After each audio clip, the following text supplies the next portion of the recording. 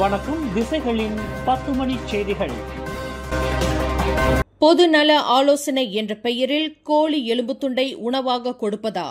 கண்டனம் வலுக்கிறது. உணவை விரயமாக்கக்கூடாது என்று கூறி பொதுநல ஆலோசனை என்ற பெயரில் தாங்கள் கடித்து குதறிய KFC கோழி துண்டுகளின் எலும்புகளை வீதியில் உறங்கிக் கொண்டிருக்கும் ஓர் இந்தியருக்கு கொடுத்துவிட்டு கோழி இறைச்சியின் தோல்களை நாய்களுக்கு கொடுக்கும் 3 சீன இளைஞர்களின் செயலுக்கு சமூக வலைதளங்களில் பரவலாக கண்டன கணைகள் குவிந்து வருகின்றன. எந்த இடத்தில் எப்போது என்று துல்லியமான விவரங்கள் தெரியவில்லை என்ற போதிலும் அந்த 3 சீன இளைஞர்கள் வெளியிட்ட காணொலி தற்போது சமூக வலைதளங்களில் வைரலாகி வருகிறது. கோழி எலும்பு துண்டுகளை சோற்றில் பொட்டலமாக மடித்துக் கொடுக்கும் அந்த 3 இளைஞர்களிடமிருந்து வீடு வாசல் இல்லாத நபர் நன்றி பெருக்குடன் பெற்றுக் கொள்வதையும் கோழி இறைச்சியின் தோல்களை அருகில் உள்ள நாய்க்குட்டிகளுக்கு கொடுப்பதையும் அந்த காணொலி சித்தரிக்கிறது. பொதுநல ஆலோசனை என்ற பெயரில் ஈவு இரக்கமன்றி மனித நேயத்திற்கு முரணாக செயல்படும் அந்த 3 சீன இளைஞர்கள் தங்களின் செயலுக்கு பகிரங்க மன்னிப்பு கேட்க வேண்டும் என்று வலைதளவாசிகள் கருத்து பதிவிட்டு வருகின்றனர். பிரதமர் டத்தோஸ்ரீ அன்வார் இப்ராஹிம் அண்மையில் அறிவித்த சும்பாங்கன் அசாஸ் ராமாவின் 100 ரிங்கிட் உதவித்தொகை தொடர்பில் மோசடி கும்பலிடம் மிகுந்த கவனம் தேவை என்று பொதுமக்களுக்கு புக்கெட்-அமான் போலீஸ் தலைமையகம் அறிவுறுத்தியுள்ளது. வரும் தேசிய தினத்தை முன்னிட்டு இந்த 100 ரிங்கிட் ரொக்கம் மக்களின் மைகார்ட் மூலமாக ஆகஸ்ட் 31ஆம் தேதி முதல் பட்டுவாடா செய்யப்படும் என்று அறிவிக்கப்பட்ட போதிலும் இதனை மோசடி கும்பல்கள் தங்களுக்கு சாதகமாக பயன்படுத்திக் கொள்வதற்கு சாத்தியம் இருப்பதாக புக்கெட்-அமான் போலீஸ் தலைமையகத்தின் வர்த்தக குற்ற புலனாய்வுத்துறை இயக்குநர் டத்தோ ருஸ்டி முகமது எசா எச்சரித்துள்ளார். சம்பந்தப்பட்ட கும்பல்கள் தங்களை அரசாங்க அதிகாரிகள் என்று அடையாளம் கூறிக்கொண்டு பொதுமக்களை அணுகக்கூடும் என்று அவர் நினைவுறுத்தியுள்ளார்.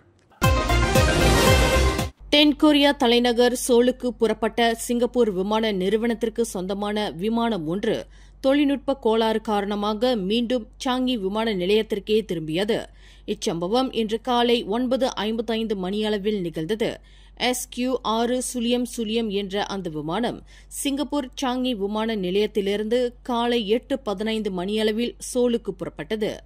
அந்த போயிங் 787-10 ரக விமானம் சோலில் பிற்பகல் 3:30 மணிக்கு தரை இறங்குவதற்கு திட்டமிடப்பட்டிருந்தது.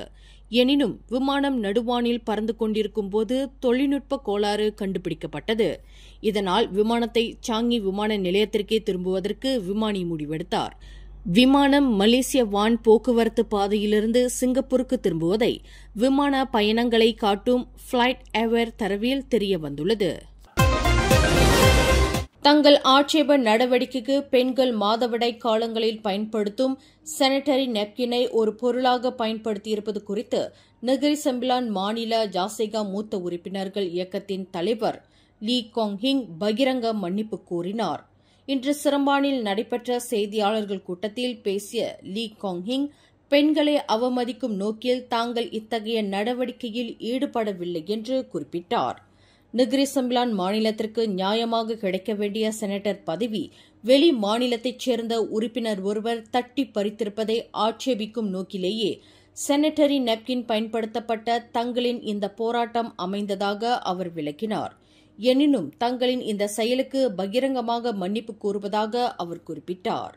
பெண்களின் சுகாதார பொருளாக பயன்படுத்தப்படும் சானிட்டரி நெப்கினை முகத்தில் கட்டிக்கொண்டு மூத்த உறுப்பினர்கள் பொதுவில் காட்சிப்படுத்தியிருப்பது பெண்களின் இயற்கை உபாதைக்கு உதவும் அப்பொருளை அவமதிக்கும் செயல் என்று தொடர்பு துணை அமைச்சருமான தியோனி சிங் இன்று கண்டனம் தெரிவித்தார்.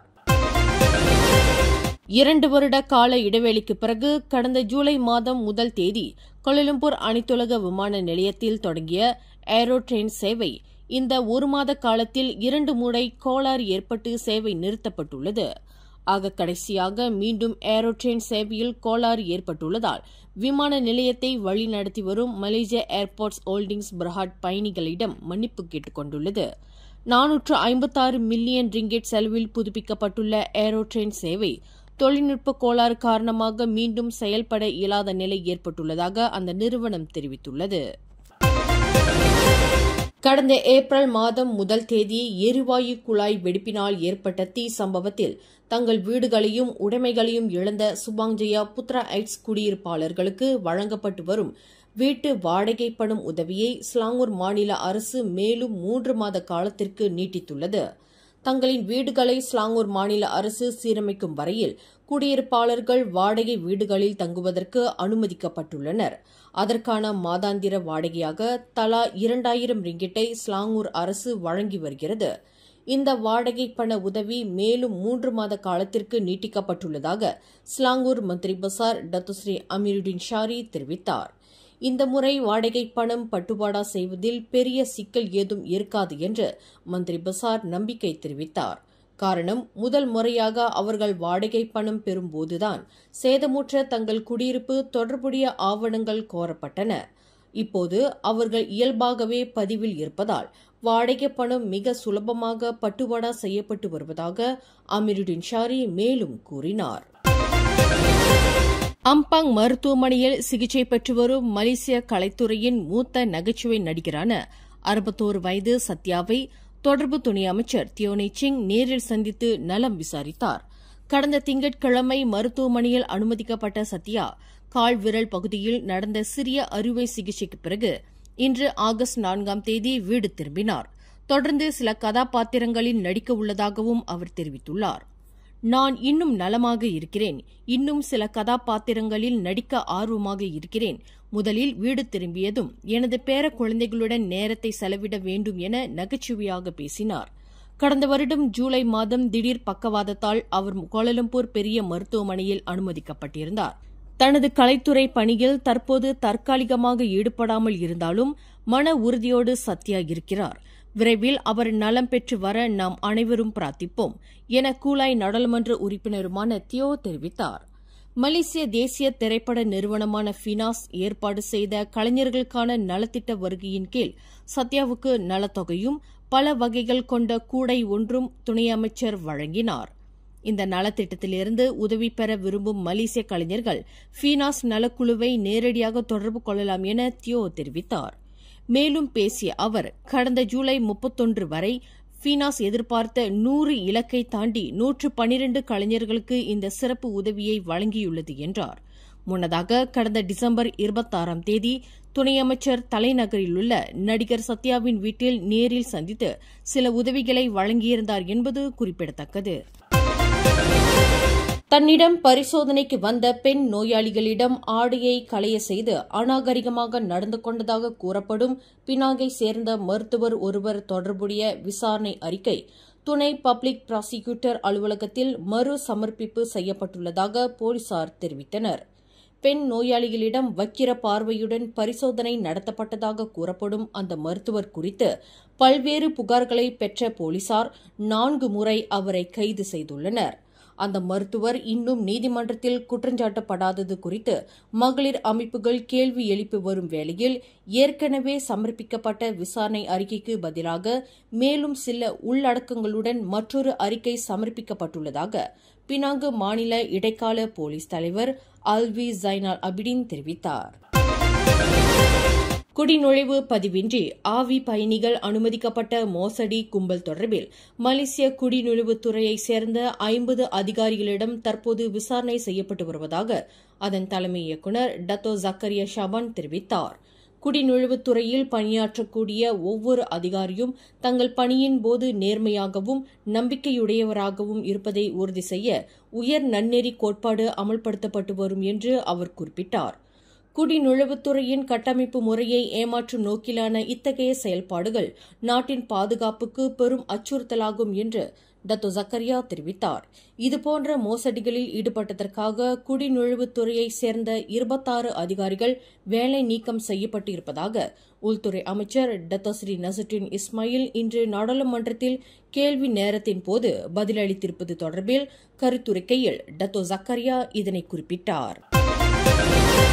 தனது டாக்ஸியில் பயணம் செய்த 16 வயது பெண்ணிடம் ஆபாச சேட்டை புரிந்ததாக நம்பப்படும் 76 வயது டாக்ஸியோட்டி ஒருவர் ஜோஹர் 3 செஷன் நீதிமன்றத்தில் இன்று குற்றஞ்சாட்டப்பட்டார். லோ ஃபாட்தாம் என்ற அந்த டாக்ஸியோட்டி நீதிபதி சயானி நோர் முன்னிலையில் நிறுத்தப்பட்டு அவருக்கு எதிரான குற்றச்சாட்டு மொழிபெயர்ப்பாளரின் உதவியுடன் வாசிக்கப்பட்டது. அந்த டாக்ஸியோட்டி கடந்த மே 13ஆம் தேதி இரவு 8:20 மணியளவில் குல்வாங் ஜாலான் முகமது சாலிம் சாலையின் சமிஞை விளக்கு பகுதியில் தனது டாக்ஸியில் 16 வயது பெண்ணிடம் ஆபாசமாக நடந்து கொண்டதாக குற்றச்சாட்டில் தெரிவிக்கப்பட்டது. குற்றவாளி என்று நிரூபிக்கப்பட்டால் கூடியபட்சம் 20 ஆண்டு சிறை தண்டனை விதிக்க வகை செய்யும் குற்றவியல் சட்டத்தின் கீழ் அந்த டாக்ஸியோட்டி குற்றச்சாட்டை எதிர்நோக்கியுள்ளார். ஆடவர் ஒருவரிடம் வழிப்பறி கொள்ளை முயற்சியில் ஈடுபட்ட கொள்ளையன் ஒருவன் வளைத்து பிடிக்கப்பட்டான். ஆடவரிடம் நடத்தப்பட்ட கொள்ளை முயற்சியின் போது அந்த நபர் எதிர்த்து போராடியதால் மோட்டார் சைக்கிளுடன் கீழே விழுந்த அவன் பொதுமக்களால் வளைத்து பிடிக்கப்பட்டான். இந்த சம்பவம் நேற்று ஞாயிற்றுக்கிழமை இரவு 7 மணி அளவில் ஷாலாம் ஜலான் சத்ய பிரிமா HU 13/H என்ற இடத்தில் நிகழ்ந்தது. 30 வயதுடைய அந்த சந்தேக பேர்வழி பின்னர் போலீசாரிடம் ஒப்படைக்கப்பட்டதாக ஷாலாம் மாவட்ட போலீஸ் தலைவர் ACP முகமது இக்பால் இப்ராஹிம் தெரிவித்தார். இச்சம்பவத்தில் அந்த சந்தேக பேர்வழி பயன்படுத்திய மோட்டார் சைக்கிளை போலீசார் பறிமுதல் செய்ததாக அவர் குறிப்பிட்டார். பேரா மாநில அரசாங்கத்தின் பேராதரவுடன் பேரா மாநில இந்தியர் காற்பந்து சங்கம் ஏற்பாட்டில் நடைபெற்ற காற்பந்து போட்டியில் ஆண்கள் பிரிவில் ஈப்போ செட்டியார் தமிழ்ப்பள்ளி வாகை சூடியது. 2வது இடத்தை தைப்பிங் சின்வா தமிழ்ப்பள்ளி பிடித்தது. 3வதாக பத்தாங் ராபிட் தமிழ்ப்பள்ளியும் 4வதாக வால்ப்ரோக் தமிழ்ப்பள்ளியும் தேர்வாகின. பெண்கள் பிரிவில் ஈப்போ அரசினர் தமிழ்ப்பள்ளி வெற்றி பெற்றதுடன் 2வது இடத்தை அயர்தாவர் தமிழ்ப்பள்ளி வாகை சூடியது. வெற்றி பெற்ற மாணவர்களுக்கு ரொக்கத் தொகையும் சுழற்கிண்ணமும் பதக்கங்களும் வழங்கப்பட்டன. கடந்த 17 ஆண்டு காலமாக நடத்தப்பட்டு வரும் இக்காற்பந்து போட்டி நேற்று ஞாயிற்றுக்கிழமை ஈப்போவில் உள்ள ஈப்போ பாடாங் மைதானத்தில் நடைபெற்றது. சிவனேசன் சுழல்கிண்ண போட்டியான இதில் 61 குழுக்கள் கலந்து கொண்டதாக அதன் ஏற்பாட்டு குழு தலைவரும் பேரா மாநில இந்தியர் காற்பந்து சங்க தலைவருமான டத்தோ அமாலுடின் இஸ்மாயில் செய்தியாளர்களிடம் தெரிவித்தார். இந்த வருஷம் 62 டீம் வந்திருக்கு. ஸோ இந்த வருஷம் அந்த ஹையஸ்ட் 62 டீமு. போன வருஷம் 40 டீமு, இந்த வருஷம் 62 டீமு. அடுத்த வருஷம் எனக்கு ஒரு நம்பிக்கை இருக்குது, இன்னும் கூட டீம் வரும்னு. அது தவிர பிள்ளைங்க, அம்மா, தாய்ங்களாம் நிறையா வந்திருக்காங்க. இந்த வருஷம் ரொம்ப சந்தோஷமாக இருக்குது. YB சிவனன்ஸ்க்கு நான் நன்றி சொல்கிறேன். ஸ்டேட் கவர்மெண்ட் நிறையா எங்களுக்கு ஸ்பான்சர் பண்ணியிருக்கு. வருஷம் நாங்கள் இன்னும் நல்லா செய்வோம். இப்போட்டியில் பேரா மாநிலத்தில் உள்ள தமிழ் பள்ளிகளிலிருந்து ஆண்கள் பிரிவில் 38 குழுக்களும் பெண்கள் பிரிவில் 23 குழுக்களும் கலந்து கொண்டன. மொத்தம் 915 மாணவர்கள் போட்டியில் பங்கேற்றனர். இப்போட்டியில் சிறந்த விளையாட்டாளர்கள் 25 பேர் அடையாளம் கண்டு தேசிய நிலையில் விளையாடுவதற்கு உரிய பயிற்சிகள் இப்போது முதல் வழங்கப்படும் என்று டத்தோ அமாலுடின் இஸ்மாயில் தெரிவித்தார். இக்காற்பந்து போட்டியை அதிகாரப்பூர்வமாக தொடக்கி வைத்த பேரா மாநில ஆட்சிக்குழு உறுப்பினர் சிவனேசன் கூறுகையில், பள்ளி புறப்பாடு நடவடிக்கையின் ஒரு பகுதியாக விளங்கும் இக்காற்பந்து போட்டியில் மாநிலத்தில் உள்ள 134 தமிழ் பள்ளிகளும் இணைத்துக் கொள்ளப்பட வேண்டும் என்றார். முடிஞ்சா இது அனைத்து தமிழ் பள்ளிகளும் 134 தமிழ் பள்ளிகளையும் போய் இது சேரணும். இந்த நிகழ்ச்சி வருங்காலத்தில் அதற்கு கூடுதல் நிதி மாநில அரசாங்கம் வழங்கணும் அப்படின்னு இருந்தாலும் மாநில அரசாங்கம் அதை செய்ய தயாராக இருக்குது. இது கல்வியில் ஒரு பாகம். புறப்பாட நடவடிக்கை கல்வியில் ஒரு பாகம். எவ்வளவு நம்ம கல்விக்கு முக்கியத்துவம் கொடுக்குறோமோ அதே மாதிரி நம்ம புறப்பாட நடவடிக்கையும் முக்கியத்துவம் கொடுக்கணும். தமிழ் பள்ளி மாணவர்கள் எதிர்காலத்தில் காற்பந்தாட்டத்தில் சிறந்து விளங்குவதற்கு இதுபோன்ற போட்டிகள் நல்லதொரு களமாகும் என்று வெற்றி பெற்ற குழுக்களுக்கு பரிசுகளை எடுத்து வழங்கிய சட்டத்துறை துணை அமைச்சரும் ஈப்போ பாரட் நாடாளுமன்ற உறுப்பினருமான குலசேகரன் தெரிவித்தார். இது ரொம்ப சந்தோஷமான விஷயம். ஏன்னா இது ஒரு வாய்ப்பு கொடுக்குது நம்ம மாணவருக்கெல்லாம் பந்து விளையாடுறதுக்கு. அதே நேரத்தில் அவங்க நல்லா விளையாடும் போது வேற பெரிய இடத்துக்கு போய் விளையாடுறதுக்கும் அந்த வாய்ப்பு இருக்குது. அரசாங்கம் பல வகையில் உதவியெல்லாம் செய்வாங்க. இந்த காற்பந்தாட்ட போட்டி வெகு சிறப்பாக நடைபெறுவதற்கு ஆதரவு நல்கிய அனைவருக்கும் டத்தோ அமாலுடின் தமது நன்றியை தெரிவித்துக் கொண்டார். மேலும் செய்திகளை தெரிந்து கொள்ள கீழே இருக்கும் பெல் பட்டனை அழுத்துங்கள். உங்கள் மகிழ்ச்சியை வெளிப்படுத்த லைக் மற்றும் ஷேர் செய்யுங்கள். தொடர்ந்து திசைகளோடு இணைந்திருக்க சப்ஸ்கிரைப் செய்யுங்கள்.